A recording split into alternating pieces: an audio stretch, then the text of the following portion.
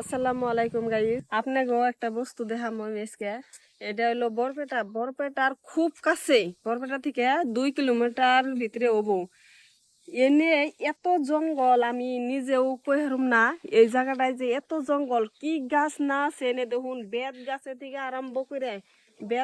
আরম্ভ করে সম্পূর্ণ গাছ আছে। আমি বরপেটার মানুষ, আমি বরপেটার মেয়া।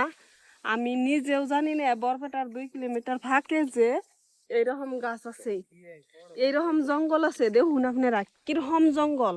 এইভাবে উড়া একটা রাস্তা মোটামুটি এতে কত 4-5 কিলোমিটার সেম। এভাবেই গাছ, এইভাবেই জঙ্গল। এমুর দেয় দেখুন, এই যে কত আজার গাছ। এনে আজার গাছ, এই আজার গাছ কি দেখছুন এনারা? কোন দিন এই গাছের নাম দেখুন, কত সুন্দর, কি সুন্দর ফুল। এনে আপনার এই যে ডেকোরেশন করলে না, মানুষে একদম খুব দামি ফুল বলেই কব। আর আমাকে এনে সস্তা গাছ রাস্তার সাইডে ধরে থাকে। কিন্তু এনে যদি আমরা যদি অন্য কোনো জায়গায় যে সিনারির জন্য যাই দেখবার যাই, কিন্তু এটা খুব দামি একটা গাছ। আমরা এনে কি সুন্দর ভাবে দেখুমু, আর এনে রাস্তায় একলাই হয়েছে দেখে আমরা কোনো মর্ম দিই নাই।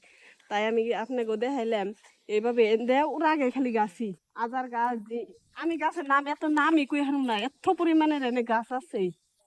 তো আমি এটা আপনাকে দেখাইলাম বরপেটার। এখন আপনারা বরপেটা থেকে কারা কারা দেখতেছেন, আপনারা কোন এই জায়গাটা কোন জায়গা হেরে হেন্টি জায়গা কোন এরিয়ায় কোন এলাকায় হবো, আপনারা গেস করুন, আমার কমেন্ট করবেন। বুঝছুন, আমি নিজেই জানতাম না, আজকে আইছি। আজকে আসার পরে দেখি যে এইরকম চমৎকার একটা জায়গা, বাপরে বাপ। কই এর তো একটা ব্লগ বানিয়ে শেয়ার করা দরকার। বরপেটা থাকে আমি জানি না। এখন বরপেটা থেকে এখন আমার মতন কেরা কেরা দেখেন নাই, এখন আপনারা কইবেন। আর কেরা কেরা দেখছেন এই জায়গাটা, কমেন্টে কই যাবেন এখন।